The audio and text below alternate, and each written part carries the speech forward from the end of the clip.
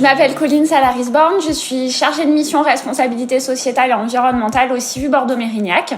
Le CIVU Bordeaux-Mérignac, c'est la cuisine centrale des villes de Bordeaux et Mérignac. C'est un établissement public intercommunal qui s'occupe de préparer et livrer 23 500 repas jour dans les écoles, foyers seniors et portage à domicile et également les restaurants municipaux des villes de Bordeaux et Mérignac.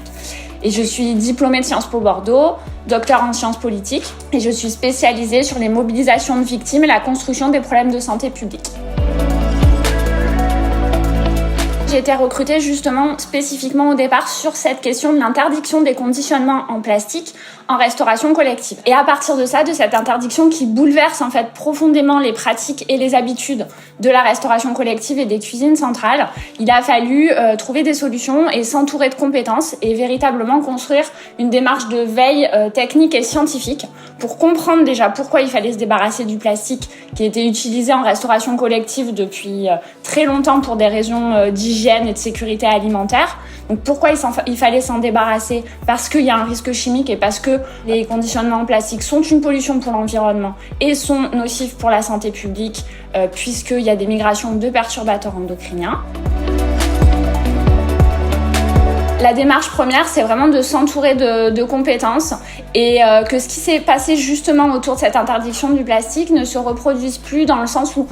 il ne faut pas que les professionnels se retrouvent seuls ou incompétents face à des problématiques de santé environnementale. Donc finalement, le projet RescoSafe, la démarche, c'est de répondre en construisant une démarche de veille scientifique et technique, aller chercher des compétences au sein de l'université pour nous aider à construire ces compétences, à faire évoluer les compétences et à trouver des réponses via la recherche à ces questions de santé environnementale. Et du coup, RescoSafe a permis de réunir des chercheurs en chimie des matériaux, en sciences politiques, en épidémiologie, en ingénierie agroalimentaire et aussi en ergonomie, pour qu'il y ait des collaborations et que finalement au sein de l'université de Bordeaux,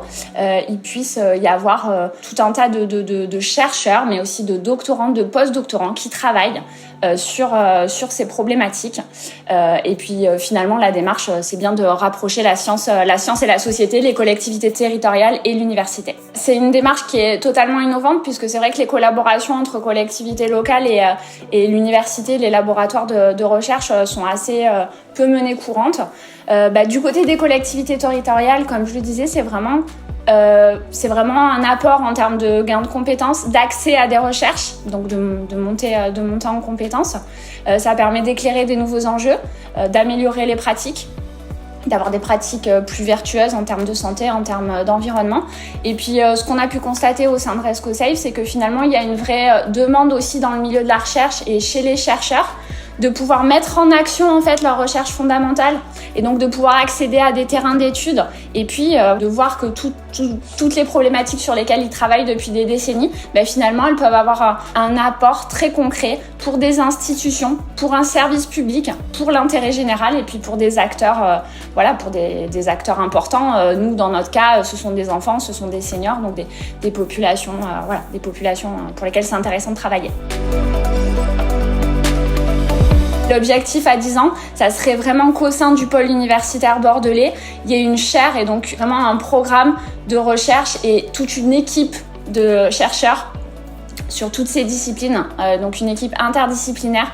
qui un pôle de recherche qui ait pu se construire autour de ces questions d'alimentation durable, de restauration collective et de santé.